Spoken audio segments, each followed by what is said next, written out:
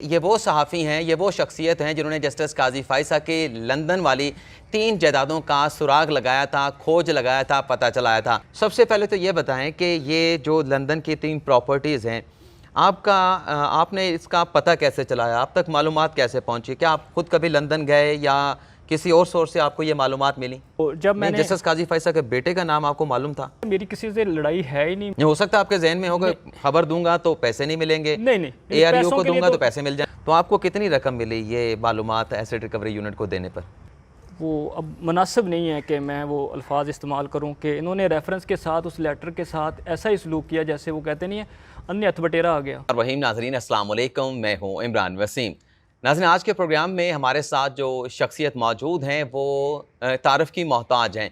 अगर हम किसी नामवर शख्सियत का इंटरव्यू करें तो इस इंटरव्यू के आगाज़ में हम कहते हैं कि आज हमारे साथ जो शख्सियत मौजूद हैं वो किसी तारफ़ के मोहताज नहीं, लेकिन वहीद डॉगर साहब जो है उनका तारुफ़ कराना इसलिए ज़रूरी है कि ये वो सहाफ़ी हैं, ये वो शख्सियत हैं जिन्होंने जस्टिस काजी फ़ाइज़ा की लंदन वाली 3 जायदादों का सुराग लगाया था, खोज लगाया था, पता चलाया था। आज ये मेरी तीमारदारी के लिए आए थे, लेकिन मौका अच्छा था तो मैंने इन्हें काबू कर लिया और इंटरव्यू के लिए राज़ी भी कर लिया। वैसे ये राज़ी नहीं हो रहे थे और सबसे जो बड़ी बात है कि वहीद डॉगर साहब ने कहा कि कोविड है तो मैं मास्क पहन के जो है अपना इंटरव्यू दूँगा।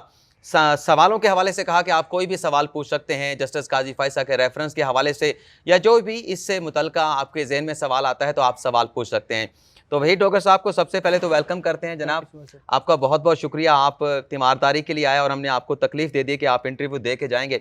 वैसे मेरे ख्याल में आपने किसी को इंटरव्यू दिया है जस्टिस काजी फ़ाइज़ा के रेफरेंस के हवाले से आज तक जो भी ये चीज़ें चली हैं या जो आपने मवाद इकट्ठा किया था? एक दो दोस्त हैं, एक उस्मान है लड़का और एक शमशाद मांगट साहब हैं, उनके साथ मैंने थोड़ी सी गुफ्तगू की थी। वो भी इस तरह वो मेरे घर पे चल के आए और उन्होंने कहा जी कि उसके साथ तो मैंने प्रॉमिस किया था कि ठीक है उस्मान के साथ। तो ऐसा बाकी मेरा किसी से कोई इस तरह की बात नहीं हुई। अच्छा वहीद भाई, आपने चूँकि आज टाइम दे दिया, बड़ा ये कंट्रोवर्सी रही और अभी भी मौजूद है जस्टिस काजी फ़ाइज़ा की लंदन की जायदादों की जो रेफरेंस फाइल हुआ। सबसे पहले तो ये बताएं कि ये जो लंदन की 3 प्रॉपर्टीज़ हैं, आपने इसका पता कैसे चलाया? आप तक मालूमात कैसे पहुँची? क्या आप खुद कभी लंदन गए या किसी और सोर्स से आपको ये मालूमात मिली? देखें इमरान साहब, बहुत शुक्रिया आपका। पहली बात तो ये है कि बीइंग अ जर्नलिस्ट आप मुझसे बेहतर जानते हैं कि सहाफ़ी के पास जो है सोर्स ही होते हैं जहाँ से वो चीज़ें आती हैं। कोई टैंक तोप वगैरह तो होती नहीं है उनके पास। तो अब थोड़ा-सा अगर आप मुझे टाइम दें तो मैं आपको थोड़ा-सा इस बारे से ब्रीफ करना चाहूँगा। बिल्कुल। मैं चूँकि आपको पता है कि हमारे यहाँ जो होता है आपके नाज़रीन के लिए कि एक हेल्थ रिपोर्टर जो है उनकी एक अलग से बीट होती है, तमाम मिनिस्ट्रीज़ को अलग-अलग से रिपोर्टर कवर करते हैं। तो मैं 11 साल से इंटीरियर मिनिस्ट्री को कवर कर रहा हूँ और क्राइम के हवाले से चीज़ें देखी हैं। तो एक ख़ातून सहाफ़ी का मर्डर हुआ था, मेमूना आरफ, वो भी 92 की मुलाज़मा थी।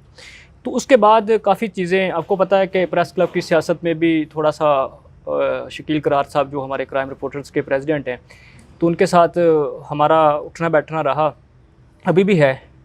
तो उन दिनों में मालूम ये हुआ कि कोई 13-14 करोड़ रुपया जो है वो लंदन ट्रांसफ़र हुआ है, जिसका मेरे पास कोई एविडेंस नहीं है, ना शकील करार साहब के पास है। तो मैं ऐसे ही वहाँ पे सर्च कर रहा था कि इंटरनेट पे कि लंदन में कौन कौन से पाकिस्तानी जर्नलिस्ट हैं। तो वहाँ पर अगर आप अभी भी गूगल पे लिखें तो वहाँ पर जो है इंटरनेट पे आप सर्च करें तो अरसलान ईसा जर्नलिस्ट का नाम सामने आएगा। तो जब मैंने ये देखा अरसलान ईसा जर्नलिस्ट ये कौन है और कहाँ, फिर बाद में मुझे मालूम हुआ कि ये कभी कभी वो लिखते हैं आर्टिकल डॉन के लिए या जियो के लिए। तो वहाँ से ये सारी इन्वेस्टिगेशन शुरू हुई और सारी चीज़ें उसमें, अगर बैकग्राउंड में आपको पता ही है, जो मेरे दोस्त हैं, जो मेरे करीबी क्राइम रिपोर्टर्स हैं, कि मेरा एक अपना एक नैरेटिव है और उसको मैं लेके आगे बढ़ रहा हूँ। जियो वालों के साथ भी फटा रहा मेरा नूरानी वाली स्टोरी पे, चूँकि मेमूना आरफ जो थी वो बेचारी वो ख़ातून सहाफ़ी थी। और भी बहुत सारे सहाफ़ियों ने मुझे कहा, लेकिन उसने भी मुझे कहा था कि डॉक्टर आपकी स्टोरी जो है ना वो मेरिट पे है, ठीक है। और लड़की जो है वो F7 में कोई बुटीक था, तो उसके ज़रिए जो है मॉडलिंग के चक्कर में बाद में नूरानी की ख़बर के बाद जो है वो दुबई चली गई थी। तो नूरानी की ये स्टोरी जो मैंने फ़ाइल की थी, उसके बाद जो है इस ख़ातून सहाफ़ी का मर्डर होना और ये सारी चीज़ें, तो ये थोड़ा सा मेरे लिए बड़ी अजीब सी थी। तो ये सारी चीज़ें इस तरह मैंने सारी कलेक्ट की हैं और मेरा नहीं ख्याल के ढूंढने से आप कोई चीज़। नहीं, आपको इल्म था जस्टिस काजी फायसा के जो बेटे हैं उनका नाम अरसलान है, और आपने जब जर्नलिस्ट से सर्च किए तो अरसलान ईसा का नाम आ गया। अरसलान ईसा जर्नलिस्ट का नाम आया वहाँ पे, और वो मुझे नहीं पता था ये अरसलान ईसा जर्नलिस्ट कौन है। तो जब मैंने जस्टिस काजी फायसा के बेटे का नाम आपको मालूम था? नहीं, उनका नाम मुझे मालूम नहीं था, लेकिन वो बता रहा हूँ कि इंटरनेट पे जब मैंने सर्च किया तो मुझे पता चला कि ये है। और फिर जब मैंने वहाँ पर, जाहिर है कि मेरे भी आधी से ज़्यादा फैमिली ओवरसीज़ है, तो लंदन में भी मेरे काफ़ी दोस्त हैं, तो मैंने उनसे पूछा यार ये इस तरह ये जर्नलिस्ट हैं, इनका बड़ा आजकल आना जाना है, आपको पता है अफजल भट्ट साहब, ये शकील अंजम साहब, ये जितने भी सहाफ़त के मामे बने हुए हैं यहाँ पे, ठीक है। तो मैंने जब ये सारी चीज़ें की तो ये सारी चीज़ें आई, तो फिर आपको पता है कि इन्होंने नैरेटिव एक बिल्ड किया हुआ था, ख़ास तौर पे जो शहबाज शरीफ के साथ, नून लीग के साथ जो मेरा फड्डा था, अभी भी है। अभी बहुत सारे दोस्तों ने कहा है कि हम आपकी सुलह करवाते हैं नून लीग से। मैंने कहा यार मेरी किसी से लड़ाई है ही नहीं, मैं देखो एक इस सिस्टम का छोटा सा हिस्सा हूँ, मामूली सा, ठीक है। मेरी किसी से लड़ाई कोई नहीं है, मुझे जो ठीक लगता है वो मैं लिख देता हूँ, बोल देता हूँ। तो हाकमियत जो है ये तो एक हमने नैरेटिव बिल्ड किया है कि जो है वोट की हाकमियत, तो पाकिस्तान के आइन और कानून के मुताबिक तो मेरा ख्याल में हाकमियत अल्लाह की है।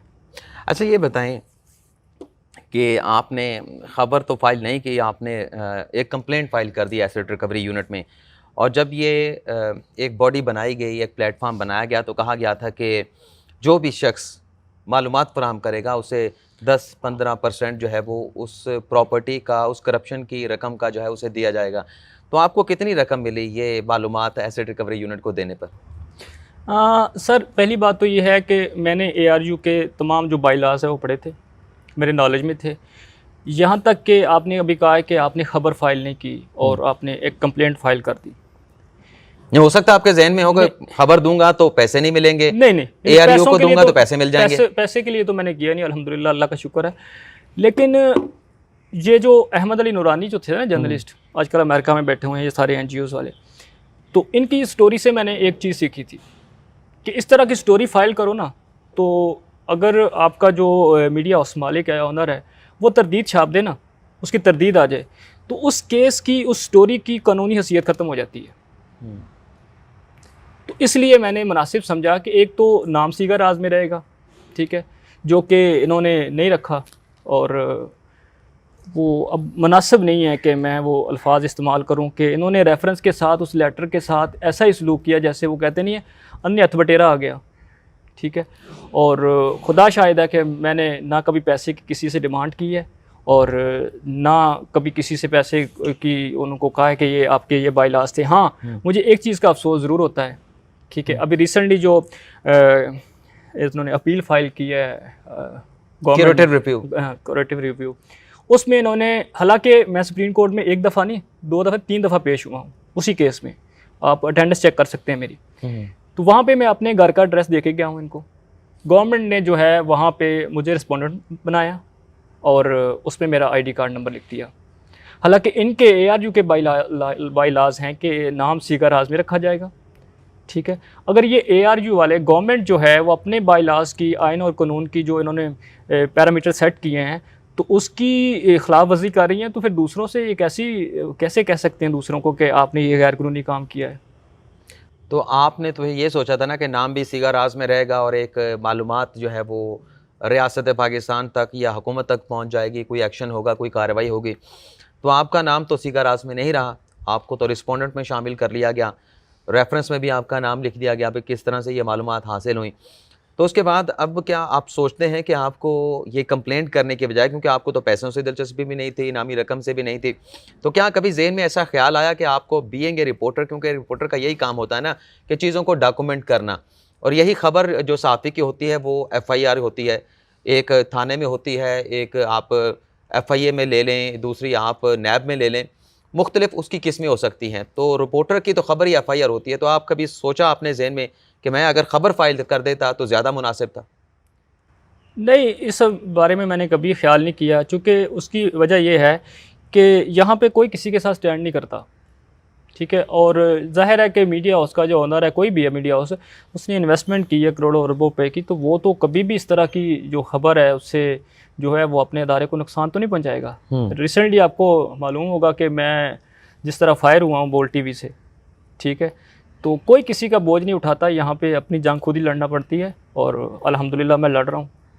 चले, जंग के हवाले से भी ये सवाल आगे चल के आपसे पूछेंगे। ये बताएं कि जस्टिस काजी फाइज़ साहब जब आर्गू कर रहे थे या उनके लॉयर आर्गू कर रहे थे, वो आप पर एक एलिगेशन लगा, बल्कि आप कमरा अदालत में मौजूद थे कि आप प्रॉक्सी हैं किसी की, किसी इदारे की। तो इस पर आपका क्या स्टांस है? आपका तो ये कहना है कि आप 11 साल से सहाफ़त कर रहे हैं, इंटीरियर कवर करते रहे हैं, लेकिन इस एलिगेशन को लेके आप क्या जवाब देंगे इसका? सर देखें, यहाँ पे जो मेरी अंडरस्टैंडिंग है, जो मुझे समझ आया है, जो कुछ मैंने सीखा है इसी सिस्टम से, इसी माशरे से, इसी सोसाइटी से सीखा है ना, ठीक है। और जो कुछ हो रहा है, जो कुछ होता चला आ रहा है, वो भी सबको मालूम है।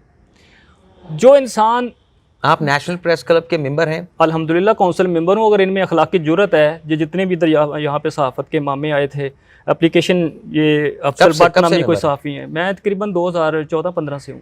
अच्छा, ठीक है। और ये इनको अगर है अखलाकी जुर्रत है तो मेरी मेंबरशिप कैंसिल करें, अगर इतनी ये है सहाफ़त के, ठीक है। दूसरी बात ये है, आपका क्वेश्चन बेसिकली था कि आप प्रॉक्सी हैं, तो मेरी जो अंडरस्टैंडिंग है ना, मैं लोगों की बातों पे ध्यान नहीं देता हूँ कि यहाँ पे जब आप सीधी लाइन पे चलते हैं ना, तो आपको लोग बड़े बड़े अलकाब से नवाजते हैं। अगर आप इन अलकाब की तरफ उलझ जाएंगे ना, तो आप ज़िंदगी में कुछ भी नहीं कर पाएंगे। तो इसी तरह फिर इफ्तिखार चौधरी साहब जो, और इनके साथ चलने वाली जो वकला की तहरीक थी, क्या वो वकला भी प्रॉक्सी थे? एक सहाफ़ी को कह देना कि वो प्रॉक्सी था, ठीक है। इससे बड़ा जो आज़ादी इज़हार राय और सहाफ़त पर, इससे बड़ा हमला क्या हो सकता है? और शर्म आनी चाहिए उन लोगों को जो PFU के, फेडरल यूनियन ऑफ जर्नलिस्ट के, वो भी नाम नहाद के यूनियंस बनी हुई हैं, आपको पता है, मुझसे बेहतर जानते हैं। तो वो जो एप्लीकेशन यहाँ पे लेके आए थे, तो वो पहले वो खतून सहाफ़ी जो मर्डर हुई थी, जिसको जहर दे के मुबैना तौर पर इन्हीं लोगों ने कत्ल किया था प्रेस क्लब में, उसका तो जवाब देना। असल में ये मेरी लड़ाई थी, ये थी नून लीग के ख़िलाफ़, और ये जो नैरेटिव एक बिल्ड कर रहे हैं साल साल से बैठे हुए जर्नलिस्ट कम्युनिटी के लिए, ठीक है, इनके खिलाफ जंग थी। और ये तो दरमियान, खैर आपने इल्ज़ाम लगाया, हम इसको मुबैना तौर पे कहेंगे, आपका इंप्रेशन है कि उस खातून सहाफ़ी को जहर दिया गया या जो भी किया गया। नहीं, उसकी मेडिकल रिपोर्ट पढ़े ना, चलान की कॉपी जो है जितनी भी है, उसकी FIR हुई है, आप बजा फरमाएंगे। हाँ। मतलब वो फिर भी जब तक किसी फोरम पे अप्रूव ना हो जाए, कन्विक्शन ना हो, केस ना जाए, तब तक उसे यही कहा जाता है ना कि मुबैना तौर पे। अच्छा ये बताएं कि आपका हुकूमत से कोई गिला, कोई शिकवा इस रेफरेंस के हवाले से, आपकी कंप्लेंट के हवाले से, वैसे आपने थोड़ा सा गिला करते दिया कि मेरा नाम जो डिस्क्लोज़ कर दिया गया, उसके अलावा आप क्या समझते हैं कि इस केस को किस तरह से चलाया गया, किस तरह से चलाना चाहिए था? रूट क्या बनता था? रूट सही रखा गया या गलत रूट का जो है वो रास्ता अपनाया गया? देखिए, रूट जो भी था, लेकिन मेरे ख्याल में हुकूमत ने बहुत ज़्यादा जल्दबाजी की है, बहुत ज़्यादा जल्दबाजी की है। और इनको प्रॉपर चीज़ें जो है वो इन्वेस्टिगेट करनी चाहिए थी, प्रॉपर उन्होंने इस तरह इन्वेस्टिगेट नहीं किया। रही बात गिले की, गिला तो मेरा बस यही है कि इनको कम से कम अपने जो बाइलाज थे ARU के, उस पर जो है वो अमल दरामद यकीनी बनाना चाहिए था। और जो विसल ब्रो का जो कानून था, पैसों की बात नहीं कर रहा, उसमें जो नाम सीगा राज में रखने वाली बात थी, तो उस पर जो हुकूमत ने नहायत ही गैर संजीदगी का मुजाहरा किया। गैर संजीदगी का हुकूमत ने मुजाहरा किया। तो 20 जून को जब पहला फैसला आया था, जब सुप्रीम कोर्ट ने रेफरेंस को कलअदम करार दिया था जस्टिस काजी फाइज़ की दरख्वास्त पर, आप क्या समझते हैं कि वो फैसला किसके खिलाफ था? हुकूमत के रेफरेंस के खिलाफ था या जस्टिस काजी फाइज़ के खिलाफ था? क्योंकि फ़रोग नसीम साहब ने तो कहा था कि ये फैसला जस्टिस काजी फाइज़ के खिलाफ आया, हमारे हक में आया, जब पहली मरतबा रेफरेंस को कलअदम करार दिया। मैटर FBR को भेजा गया था। हाँ, तो आप क्या कहते हैं वो फैसला किसके खिलाफ आया था? मेरा तो ख्याल है कि जब एक वो एक अलग इशू है कि रेफरेंस को भेजना, एप्लीकेंट जो है वो, उसकी जो है एप्लीकेशन ही यही है कि आप इस मैटर को FBR ना भेजें, तो कोर्ट उसको FBR में जो है रेफ़र कर रही है, तो डेफिनेटली वो कोर्ट ने जो है हुकूमत के जो दलाइल थे, आर्गूमेंट्स है, उससे एग्री किया और जो मैटर जो है FBR को भेज दिया। अच्छा चलिए, आप कहते हैं कि हुकूमत के हक में आया, लेकिन रेफरेंस तो कलअदम हो गया था ना। जब रेफरेंस ख़त्म हो जाना तो ये क्या इंडिकेट करता है? रेफरेंस ख़त्म हो जाना वो अलग चीज़ है, एक मैटर जो है वो मुतलका फोरम पे भेज देना वो एक अलग चीज़ है।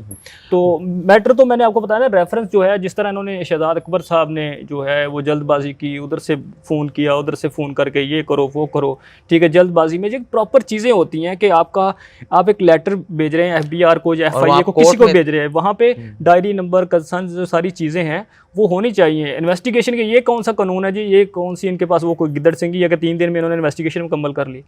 तो इन्होंने जल्दबाजी की हुकूमत ने, जो कि इनको नहीं करनी चाहिए थी। बिल्कुल सही। वैसे वो रास्ता भी एफबीआर वाला कोर्ट ने निकाला था, हुकूमत ने निकाला था। मैं करेक्शन करना चाहूँगा, वो कोर्ट ने वे आउट निकाला था कि अगर ठीक है चीज़ सामने आ चुकी है तो उसकी तहकीकात होनी चाहिए। तो सुप्रीम कोर्ट ने खुद से अपनी सो मोटो पावर कह लें या अपनी प्रोगेटिव का इस्तेमाल करते हुए, अपनी सवाबदिद का इस्तेमाल करते हुए वो मामला एफबीआर को रेफ़र किया था। अच्छा ये बताएं कि आजकल, चलें नूरानी वाली स्टोरी का ही पूछ लेते हैं।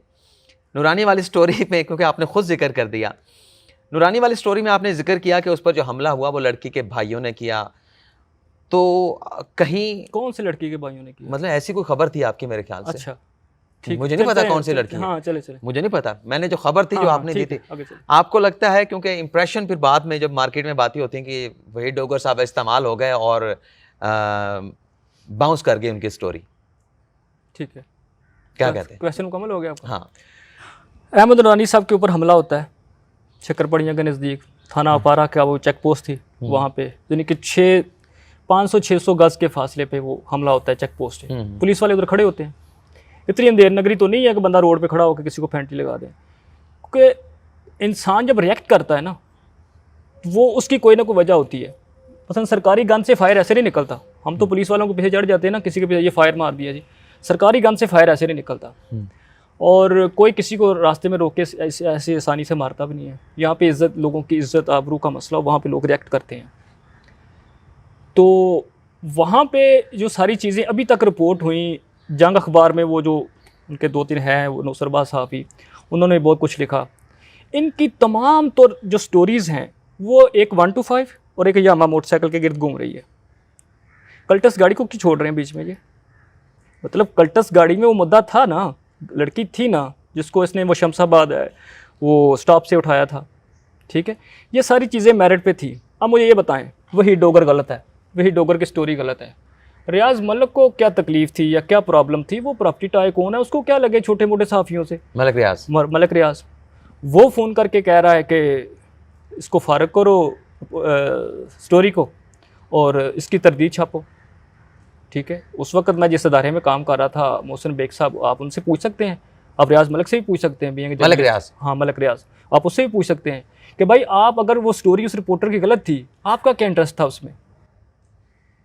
नहीं, मैं तो बिल्कुल ब्लैंक हूँ पूरे इशू के हवाले से। मैंने बताया कि आपने जिक्र किया तो मैंने सवाल कर दिया, ठीक है, नहीं होना चाहिए ना, क्योंकि इन सारी चीज़ों का जो आप बता रहे हैं मुझे बिल्कुल इल्म नहीं। मैंने जिक्र इसलिए किया कि उस स्टोरी को लेकर के यहाँ पे एक अजीब सा वो क्या नाम है, एक उसको क्या कहें आप, नैरेटिव बिल्ड करने की कोशिश की कि यार ये नहीं सहाफ़ी के ख़िलाफ़ ये खबर दी है और गलत खबर थी, ठीक है। अगर गलत खबर थी, अब देखें तकरीबन 5-6 माह बाद उसका मैंने फॉलोअप भी दिया था। तीसरे फॉलोअप के लिए मेरे बॉस ने मुझे कहा, जिनके साथ मैं काम कर रहा था, कि कहा फॉलोअप दो नूरानी वाली स्टोरी का। अब नूरानी वाली आपके नाजरीन के ये जो थोड़ी सी उनका जो नैरेटिव एक बिल्ड हुआ है ना, उसके लिए बता रहा हूँ कि मैं, ज़ाहिर है मैंने मौक़िफ़ तो लेना है। जब अहमद अली नूरानी पे हमला होता है तो एसपी सिटी एक अफसर होता है, अब उसका मैं समझता हूँ नाम लेना मुनासिब नहीं है, पहले बहुत कट्टे खुले हैं। तो जब ये केस ट्रांसफ़र हो जाता है सीआईए, वो एसपी सीआईए चला जाता है। अब मुझे असाइनमेंट है मेरी, जिस ऑफिस में मैं कॉल मारा, इसका स्टोरी दें इस पर। मैं उस एसपी को कॉल करता हूँ, सर आपके पास केस है और ये जो सारी चीज़ें हैं कहाँ तक पहुँची हैं, तो आपने सीसीटीवी फुटेज जो निकलवाई हैं उसमें कितनी गाड़ियाँ हैं, कितने मोटरसाइकिल हैं, क्या चीज़ें हैं? तो बिलीव मी इमरान साहब, आप ये जिस अदारे में था उस वक्त ऑनलाइन जना में, उनसे पूछ सकते हैं, ऑनर से भी। तो मैंने ख़बर अपने हाथ से लिख के दी। जो तीसरा फॉलोअप था वो डेस्क से जाके मैंने उसके जो टाइप की लड़के ने, उससे मैंने उसका प्रिंट लिया, मैंने आपके अपने एडिटर को ला के दी। एडिटर साहब जो है वो ख़बर लेके ऊपर गए बेग साहब के पास, ठीक है। अभी ख़बर उनके हाथ में नहीं गई थी बकौल एडिटर के कि रियाज मलिक का और मीशकील के द्वारा कॉल आ गई, आप आज फिर कुछ स्टोरी दे रहे हैं। जब डोगर झूठा है, उसकी स्टोरियाँ झूठी हैं, आपको क्या टेंशन है फिर? बताएं ना सर। आजकल क्या कर रहे हैं? आजकल से तो फारग हैं, नहीं, किस हाल में हैं, क्या कर रहे हैं? कभी भी फारग नहीं होता, लेकिन इदारे से तो नहीं है। नहीं, सहाफ़ी जो है वो मेरा ख्याल में कभी फारग नहीं होता। अदारा मैटर करते हैं, ठीक है, नौकरी हो, रोज़गार होना चाहिए। तो आजकल मैं बेरोज़गार हूँ और इस्लामाबाद में रहता हूँ और एक छोटा सा हम बुटीक चला रहे हैं अपनी मिसेस के साथ मिलके। ज़ाहिर है बच्चों का पेट तो पालना है और बस, और कुछ नहीं सर। सारा दिन कभी राजा बाज़ार, कभी कमर्शियल मार्केट घूमते फिरते रहते हैं। चलें अच्छे वक्त का इंतज़ार कर रहे हैं। चल अल्लाह ताला आपका जो अच्छा वक्त इसका आप इंतज़ार कर रहे हैं वो जल्द लेके आए। तो आप कह रहे हैं कि आपकी फैमिली ज़्यादा बाहर है, तो बाहर जाने का इरादा तो नहीं ज़हन में आ रहा कि बाहर ही चले जाएँ, बेरोज़गारी है? नहीं, वो भी है, सच्ची बात बताऊँ, चूँकि मैं इसलिए बाहर नहीं जा रहा, खुदा ना खास्ता कि मेरा मुल्क गैर महफूज़ है, नॉट एट ऑल। और मैं इसलिए बाहर नहीं जा रहा कि यहाँ मुझे किसी का खौफ है। अल्हम्दुलिल्लाह, अल्लाह तवक्कल, मुझे किसी का कोई डर नहीं है। ठीक है, जो रात कब्र में है, कब्र में है। और तीसरी चीज़ जो है, मैं अगर बाहर जा रहा हूँ तो सिर्फ़ सिर्फ रोज़गार के लिए जा रहा हूँ, वो मेरा हक़ है। यहाँ पे अगर मैं किसी इदारे में नौकरी करता हूँ, उसे फ़ोन करके कहा जाता है कि ये क्यों रखा है, इसे निकाल दो। ज़ाहिर है कोई रिस्क तो नहीं लेगा। और तीसरी चीज़ जो है, वो एक तो हमारा मुल्क जो है वो गैर महफूज़ नहीं है, तो इसलिए नहीं जा रहा। ना मैं उधर जाके शादी के लिए जा रहा हूँ, कि ये सालम के लिए भी नहीं जा रहा। आजकल जाते हैं ना, वो FIR करवाई पुलिस स्टेशन में, मेरे ऊपर हमला हो गया, तो वो बाहर गए, जाके डॉक्यूमेंट दिखाए, खबरें दिखाई जो अखबारात में लगी हैं, सालम मिल गया। तो ना मेरा कोई ऐसा कोई इरादा है। हाँ, रोज़गार के लिए जाऊँगा वर्क परमिट पे, और उम्मीद है कि इंशाल्लाह ताला जल्द जो है वो तो हो चीज़ें जाएगा, ज़ाहिर बात है आपकी फैमिली बाहर बैठी है तो कुछ ना कुछ रोज़गार का हो जाएगा। चलें, बहुत बहुत शुक्रिया, आप आए थे, आपको हमने तकलीफ़ दी। नाज़रीन, गपशप की है, कोई इस तरह का इंटरव्यू नहीं, गपशप के अंदाज़ में हल्के-फुल्के सवाल बहुत पूछे शुक्रिया हैं। सर। और आज अभी डोगर साहब का एक जामे आप कह लें कि जो मौक़िफ़ है इन सारे इवेंट्स के हवाले से आप नाज़रीन के सामने रखा है वही डोगर साहब ने। तो आपसे इजाज़त चाहेंगे और दुआ करें वही डोगर साहब के लिए भी और हमारे लिए भी। अल्लाह ताला आपका भी हामी नासिर हो। उम्मीद करते हैं कि आपको प्रोग्राम आज का पसंद आया होगा।